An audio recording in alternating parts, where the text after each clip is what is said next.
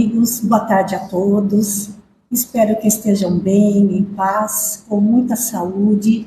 Agradeço, Edson, pelo convite, pela oportunidade que vocês me proporcionam de contribuir com a divulgação da doutrina espírita, com a divulgação do Evangelho à luz do Espiritismo. É sempre uma alegria poder vir para Rio Claro, porque traz lembranças muito gostosas da minha infância, quando meu pai trabalhava numa fábrica de papelão, que a única coisa que eu me lembro dela é que ficava do outro lado da pista e a gente se divertia brincando nos fardos de papel e no escritório mexendo nas coisas que ele costumava guardar, né? Então é sempre muito gostoso, um caminho que traz muitas lembranças para mim. E o nosso propósito hoje é falar sobre este tema, mas a origem desse tema é justamente de uma placa, de um painel que tem na entrada da cidade de Araras, no prédio que pertencia à Clínica Saião. Para quem não conhece, a Clínica Saião era uma instituição psiquiátrica espírita que tratava os seus pacientes também com passe, água magnetizada, incluindo, tinha um centro espírita nas dependências da clínica. Hoje o prédio é da Faculdade de Medicina, São Leopoldo Mandic. Mas quem passa pela entrada principal de Araras consegue visualizar esse painel. Vamos dar um zoom para ver o que está escrito nesse painel. O exercício do amor verdadeiro não pode cansar o coração. E essa frase é de Emmanuel. Aí, quando eu vi essa frase pela primeira vez, aí eu já fiquei encasquetada. Se é de Emmanuel, tem que estar em alguma de suas obras. E certa vez, procurando uma coisa, encontrei outra, e às vezes aquilo que a gente encontra é muito melhor do que a gente estava procurando. E eu encontrei no livro Vinha de Luz. Naquela coleçãozinha é muita modéstia, naquela coleção chamada Coleção Fonte Viva, que é formada por 5 livros. Caminho, Verdade e Vida, Pão Nosso, Vinha de Luz, Fonte Viva, Palavras de Vida Eterna. Cada livro com 180 capítulos, 180 comentários de versículos do Antigo, do Novo Testamento, feitos por Emmanuel. Então, nessas 5 obras, nós temos 900 textos interpretados por Emmanuel sobre passagens do Evangelho. E é justamente na questão, aliás, no capítulo 82, cujo título é Sem Desfalecimentos, onde Emmanuel comenta um trechinho da epístola de Paulo aos Gálatas. Os Gálatas eram os habitantes do centro da Turquia. Paulo de Tarso passou muitas vezes pelo interior da Turquia nas suas viagens, fundando ali pequenas comunidades cristãs. E ele diz o seguinte: não nos cansemos de fazer o bem, porque a seu tempo ceifaremos, ou seja, vamos colher, se não houvermos desfalecido. E desenvolvendo este versículo é que nós vamos encontrar aquela frase daquele painel. Vamos ver o que Emmanuel fala nessa lição. Ele começa dizendo: há pessoas de singulares disposições em matéria de serviço espiritual. Hoje creem, amanhã descreem. Entregaram-se ontem às manifestações da fé. Entretanto, porque alguém não se curou de uma enxaqueca, perdem hoje a confiança, penetrando o caminho largo da negação. Iniciam a prática do bem, mas se aparece um espinho de ingratidão dos semelhantes, proclamam a falência dos propósitos de bem fazer. Nós encontramos tanto disso, de companheiros nessa disposição na casa espírita. E ainda às vezes acabam falando que o centro espírita é muito fraco, porque não conseguiu curar as suas dores, nem resolver os seus problemas. Como Emmanuel diz aqui, hoje creem, mas amanhã já não creem mais. Continuando, Emmanuel diz, pessoas que têm esse tipo de comportamento, ele considera como crianças que ensaiam aprendizados na escola da vida, distantes ainda da posição de discípulos do mestre. E aí vem a famosa frase, o exercício do amor verdadeiro não pode cansar o coração. Quem ama em Cristo Jesus, guarda confiança em Deus, é feliz na renúncia e sabe alimentar-se de esperança. 3 coisinhas básicas: confiança em Deus, feliz na renúncia e sabe se alimentar de esperança. Esse é aquele que ama verdadeiramente Jesus. Aí ele diz que o mal cansa, extenua o espírito, mas o bem revigora sempre. Ou seja, fazer o mal cansa.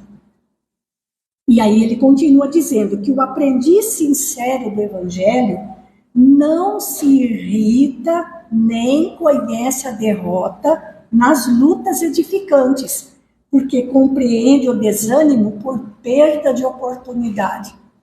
E essa frase de Emmanuel, gente, leva a gente a outros raciocínios, porque ele fala de cansar o coração. Quantas vezes a gente fala coisas desse tipo, quando estamos ali às beiras do desânimo, ou então envolvidos totalmente por ele? Eu estou cansado de fulano, eu estou cansada de Beltrana, eu estou cansada do meu chefe, do meu serviço, da minha profissão, estou cansada do lugar onde eu moro, do meu vizinho, estou cansada de tudo. Quando nós começamos a falar desse jeito, estou cansada da vida que eu levo, estou cansada do meu companheiro, estou cansada dos meus filhos, da minha profissão, do meu trabalho, dos meus colegas de trabalho. Se formos levar em conta essa frase de Emmanuel, é porque se o coração está pensando que está cansado, é porque está faltando amor verdadeiro. Porque quem ama verdadeiramente em Jesus Cristo, confia em Deus, é feliz na renúncia e alimenta-se de esperança. Que difícil isso, não, gente? E quantas vezes a gente fala, tem expressões desse tipo, extravasando o desânimo, o descontentamento que vai na nossa alma. E essa frase de Emmanuel mexe muito com a gente, porque isso é um sinal de alerta para que a gente pare e pense. Estou amando verdadeiramente onde estou, com quem eu vivo, o que faço? Mas vamos adiante, tem mais coisas ainda. Problemas da alma, diz o benfeitor, não se circunscrevem a questões de dias e semanas terrestres, nem podem viver condicionados a deficiências físicas. São problemas de vida, renovação e eternidade.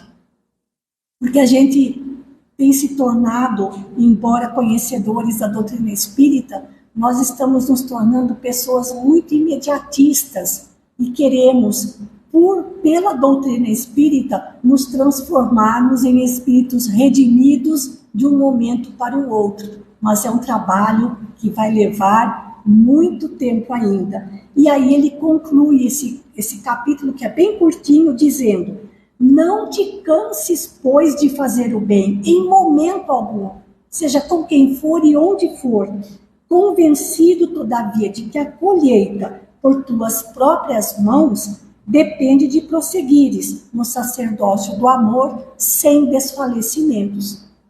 É que a gente quer semear hoje e já colher amanhã. E às vezes a colheita virá só muitos anos ou séculos depois, né? Mas continuemos, porque Emmanuel tem mais informações para a gente em relação àquela frase. Aí, no livro Coragem, e digo para vocês, é preciso coragem para ler esse livro, porque a cada puxão de orelha. E no capítulo 5, nós encontramos um texto de Emmanuel, ao qual ele deu o nome de Presença de Luz. Esse texto tem 6 parágrafos, e os 6 parágrafos têm a mesma estrutura. Vem uma condição inicial, ser alguma coisa, nunca e por quê. Gente, Emmanuel é um verdadeiro professor de língua portuguesa. Na nossa casa espírita, nós estamos estudando os romances históricos, porque muitas pessoas, até já com vários anos na doutrina, nunca leram os romances históricos de Emmanuel e estão de queixo caído, porque nós não aprendemos só sobre a história que ele está contando, nós aprendemos história, geografia e língua portuguesa. E a maneira como ele monta os textos, a maneira como ele utiliza as estruturas da língua portuguesa, são verdadeiros ensinamentos para a gente. É o que a gente encontra nesse capítulo, porque são 6 parágrafos e os 6 parágrafos com a mesma estrutura. Se, nunca, por quê. Vamos ao primeiro. Ele diz, se puseres amor no tempo que Deus te reserva. Já pensamos nisso, gente? Nós temos amor pelo tempo que Deus nos concede. E o tempo aqui são horas, minutos, segundos. Então, se nós tivermos amor ao tempo que Deus nos concede, nunca te sentirás sob o domínio do tédio ou do desânimo. Por quê?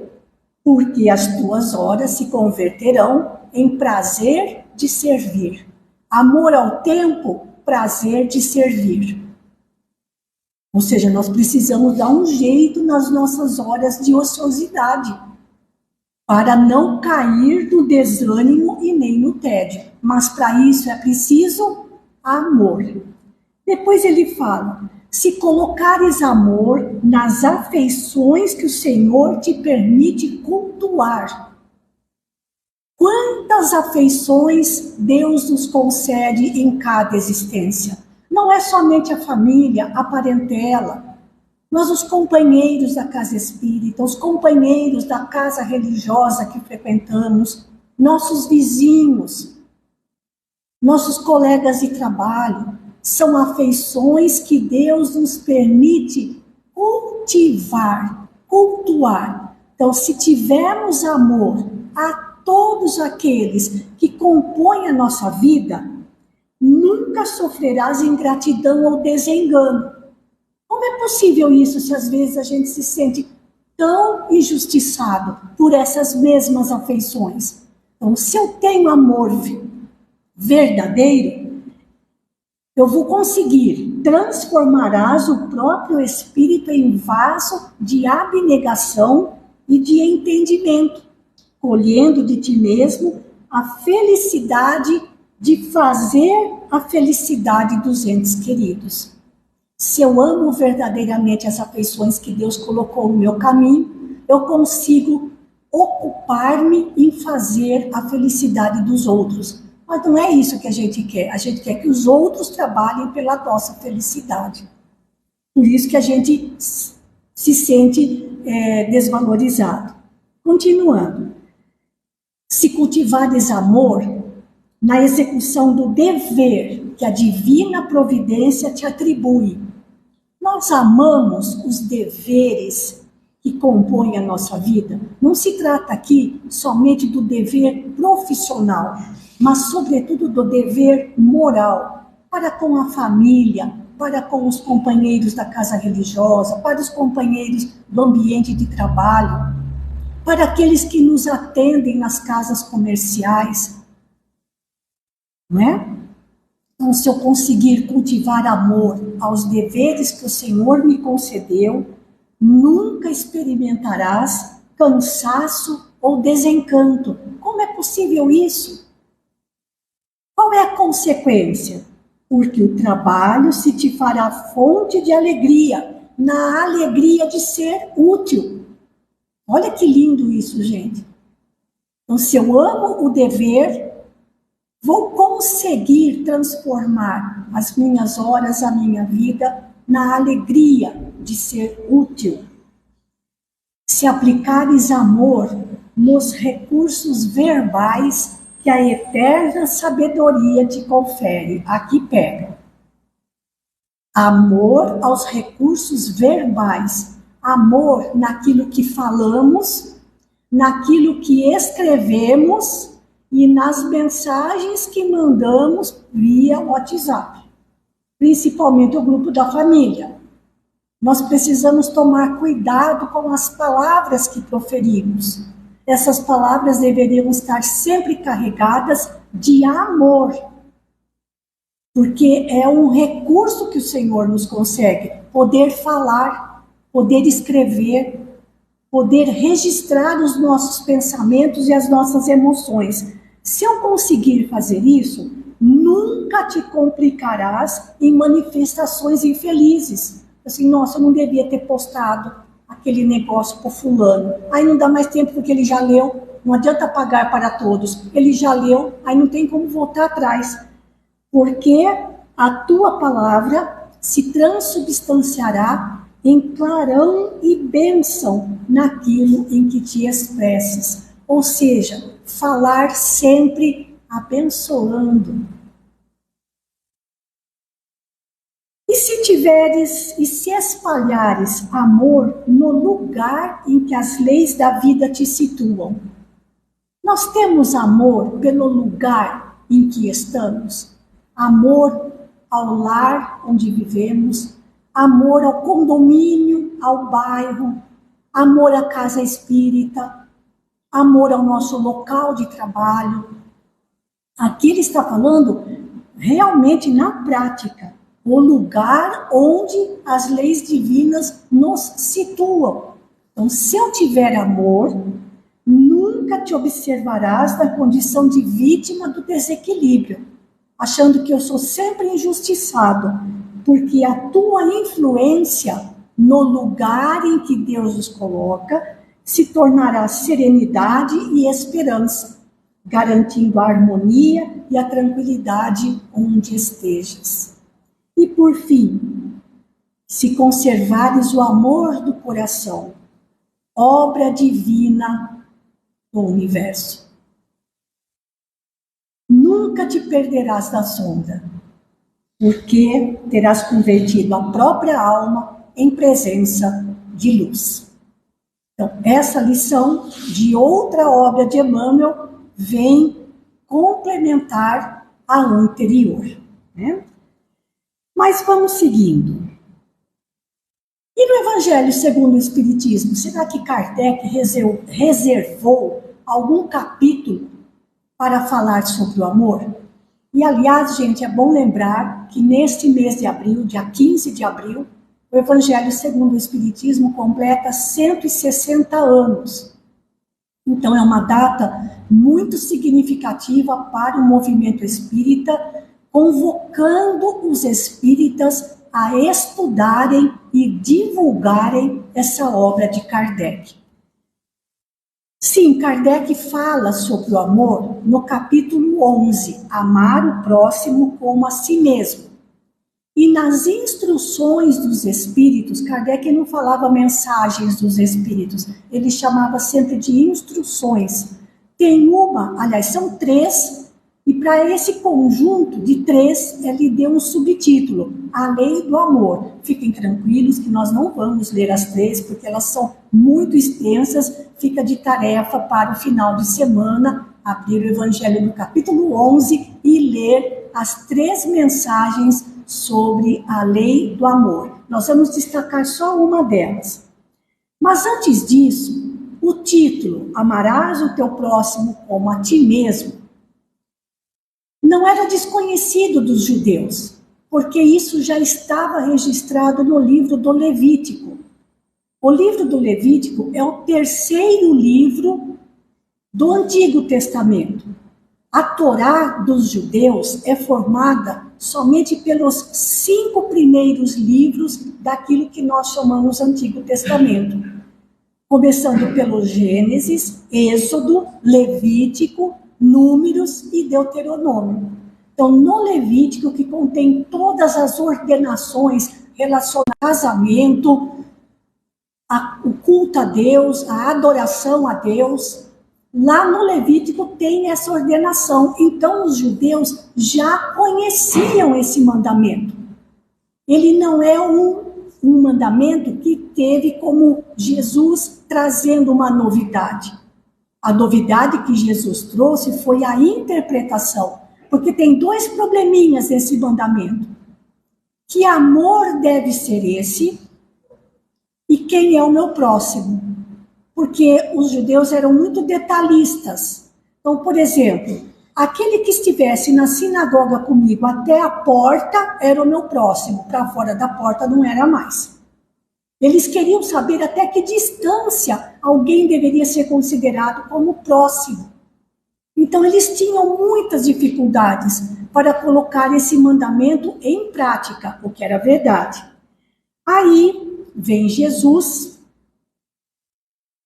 e amplia, dizendo que nós devemos amar a Deus, ao próximo e a si mesmo com muito café.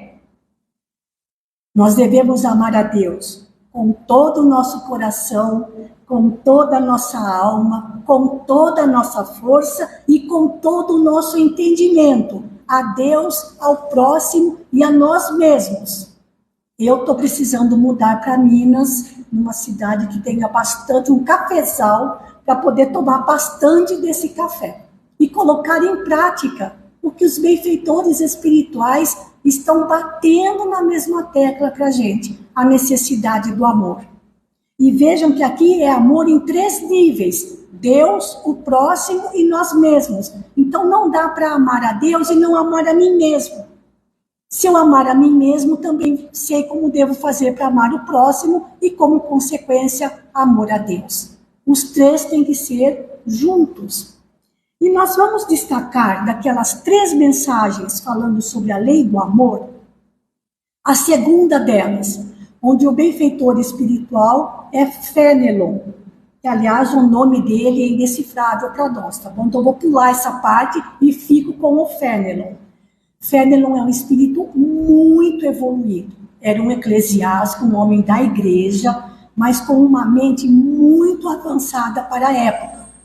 E ele, assim, dançava os seus pauzinhos para conceder mais liberdade de expressão, a possibilidade de todos compartilharem dos ensinamentos do Evangelho. Só que a postura dele, na época, século 17, 18, foi considerado heresia pela igreja e ele foi excomungado como herético. Só que a doçura desse espírito era tamanha que ele ficou conhecido como o Cisne de Cambrai. Cambrai, a cidade na França, onde ele desencarnou. E Fénelon tem mensagens belíssimas. A gente percebe pelo seu modo de se expressar o quanto ele é evoluído. A superioridade dos seus conceitos. E é o que acontece nessa mensagem de Fénelon que nós vamos ver. Mas nós não vamos ver a mensagem completa porque ela é muito extensa. Eu separei somente alguns trechinhos. Ele começa dizendo: o amor é de essência divina, e todos vós, do primeiro ao último, tendes, no fundo do coração, a centelha desse fogo sagrado. É fato que que haveis podido comprovar muitas vezes. E o fato é este: o homem aqui no sentido de pessoa, por mais abjeto, por mais vulgar, por mais vil e criminoso que seja, vota ou dedica a um ente, a um ser ou a um objeto qualquer viva e ardente afeição, à prova de tudo, quando tendência a diminuí-la, e que alcança, não raro, sublimes proporções. E nós vemos realmente pessoas que têm um amor imenso aos animais, às plantas, à terra, ao solo, ao cultivo do solo, e até mesmo objetos, guardando como relíquias objetos que pertenceram à sua família ou pertenceram à cidade onde ele nasceu. E essas pessoas, no fundo do seu coração, diz Fénelon, tem a centelha, o foguinho, uma chispa desse fogo sagrado. E ele continua, um pouquinho depois. Esse trecho já é fantástico. Os efeitos da lei de amor. Olha, Kardec utilizou lei de amor como subtítulo para aquelas 3 mensagens que ele colocou nesse capítulo 11 do Evangelho segundo o Espiritismo. Então, o amor é lei divina. Então, os efeitos da lei de amor são o melhoramento moral da raça humana e a felicidade durante a vida terrestre. Então, para aqueles que se consideram infelizes, lembrem-se das bem-aventuranças, onde Jesus diz que felizes são os humildes, felizes são os que perdoam, felizes são os mansos, felizes são os que têm compaixão, felizes são os que amam. Os mais rebeldes e os mais viciosos se reformarão quando observarem os benefícios resultantes da prática deste preceito. Não façais aos outros o que não quiserdes que vos façam. Fazei-lhes, ao contrário, todo o bem que vos esteja ao alcance fazer-lhes. Lembrando daquela mensagem de Emmanuel, o mal cansa. E os mais rebeldes não vão conseguir resistir ao amor verdadeiro. Gente, na época de Jesus, alguns que seguiam Jesus, às vezes mais por curiosidade ou até mesmo por despeito, quando Jesus fazia as suas explanações, eles tapavam os ouvidos e fechavam os olhos. Tapavam os ouvidos porque não queriam escutar. E fechavam os olhos, abaixando a cabeça, porque se eles olhassem nos olhos de Jesus, eles não resistiriam ao amor do Mestre. Porque o amor verdadeiro é irresistível. Um dia ou outro, todos haverão de se render a ele. E agora sim, não acrediteis na esterilidade e no endurecimento do coração humano. Gente, quantas vezes nós escutamos as pessoas falarem assim? Essa humanidade está perdida, essa juventude está perdida, essa criançada não tem jeito, nós estamos indo de mal a pior. Parece que os homens, ao invés de melhorarem, estão cada vez pior. Quando a gente quando pensa que já viu uma grande crueldade, no dia seguinte aparece outra pior. Quem se coloca dessa maneira está mostrando para a gente, por suas palavras, que acredita mais no poder dos homens do que nas promessas de Jesus. Precisamos tomar cuidado com aquilo que falamos, desmerecendo a obra de Jesus em relação a esse planeta. E como ele bem disse, nenhuma das ovelhas que meu pai me confiou se perderá. Sabe quantas ovelhas são, gente? Encarnadas, 8 bi. Desencarnadas, dizem os amigos espirituais, que são em torno de 3 vezes mais. 3 vezes 8, 24. Então, 24 bilhões de espíritos desencarnados, ligados ainda ao planeta Terra. Ou seja, é um rebanho de aproximadamente 32 bilhões de ovelhas. E ele conhece cada uma. Então ele sabe muito bem quem somos e onde estamos. Não precisa nem consultar o Google. Ele sabe que hoje, sábado, às 16h30, nós estamos aqui em busca da verdade e da luz. Não é mesmo, Edson? Ele sabe onde nós estamos. Ou nós confiamos em Jesus, ou quem está perdido somos nós. Então, essas palavras de Fénelon são para a gente ainda agora. Não acrediteis na dureza do coração humano. Ao amor verdadeiro, ele, a mau grado, um dia ele vai ceder. Ele não vai, porque ele vai se cansar de sofrer.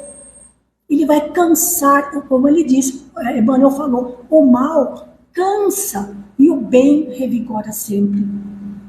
É um ímã a que não lhe é possível resistir. E às vezes a gente resiste, aliás, a gente sofre porque a gente resiste. Que nem os judeus faziam, a gente tapa os ouvidos e fecha os olhos, não quero nem saber. Não é? O contato desse amor verdadeiro vivifica e fecunda os germens, as sementes que dele existem em estado latente nos vossos corações. Nós temos muitos potenciais em estado latente na nossa alma. A Terra, orbe, ou seja, planeta de provação e de exílio, será então purificada por esse fogo sagrado e verá praticados na sua superfície a caridade, a humildade, a paciência, o devotamento, a abnegação, a resignação e o sacrifício, virtudes todas filhas do amor. Tudo que Jesus proclamou nas bem-aventuranças. Nós já não gostaríamos, gente, que o planeta Terra já estivesse assim, na nossa vida coletiva, que ela fosse realmente banhada de caridade, humildade, devotamento. A gente gostaria que já fosse assim, né? E para finalizar, eu acho que eu falei muito depressa, não, tá bom. Essas palavras de Emmanuel estão no livro Palavras de Vida Eterna. O universo é uma corrente de amor em movimento incessante. Não lhe interrompas a fluência das vibrações. Gente, tudo no universo está em movimento incessante. E justamente por estar em movimento incessante, é que o equilíbrio se mantém. Tudo por amor. Quem são as criaturas que estão fora do compasso? Quem são? Somos nós. Estamos fora desse compasso divino, a gente está fora desse equilíbrio. E o que é que mantém esse equilíbrio? O amor verdadeiro. Mas Emmanuel dá uma cutucadinha na gente, como ele sempre costumava fazer. Não lhe interrompas a fluência das vibrações. Em outras palavras, que a gente não seja pedra de tropeço, para que esse amor possa passar por nós, pelo nosso coração e se estender onde quer que a gente esteja, seja qual for a nossa tarefa, com quem for, seja falando, escrevendo, que a gente não coloque uma barreira em nós, pelo nosso mau proceder, dizendo que a humanidade está perdida e não tem jeito. Claro que tem jeito, porque nós temos um bom pastor. E as ovelhas conhecem a voz do seu pastor. O problema é que nós somos ovelhas rebeldes. Mas aí a gente lembra de Chico. Quando uma vez ele contou uma historinha, era mais ou menos assim. O aprendiz de pastoreio foi perguntar ao pastor mais experiente, pastor de ovelhas. Mestre, quando uma ovelha se machuca, cai no buraco, a gente sabe que a gente vai lá e pega essa ovelha, carrega no colo e traz ela de volta para o rebanho. Mas aquela ovelha rebelde que vai longe, quer procurar um pasto melhor sozinha, a gente chama e ela não volta. O que a gente faz com ovelhas rebeldes? O pastor mais experiente respondeu para ele: nesses momentos, meu filho, a gente solta os cachorros. Os cachorros são as dores, os sofrimentos, porque as ovelhas rebeldes somos nós, para que a gente volte ao rebanho, para que a gente volte ao aprisco, sob a proteção e o amor de nosso Senhor Jesus. Então, finalizando, gente, que não sejamos nós pedra de tropeço para que esse amor que flui constantemente das fontes divinas não encontre barreiras no nosso coração, mas que ele possa se expandir para que a gente possa de fato ser exemplo daquilo que professamos. Muito obrigada pela oportunidade, muito obrigada, viu, Edson? Muito obrigada.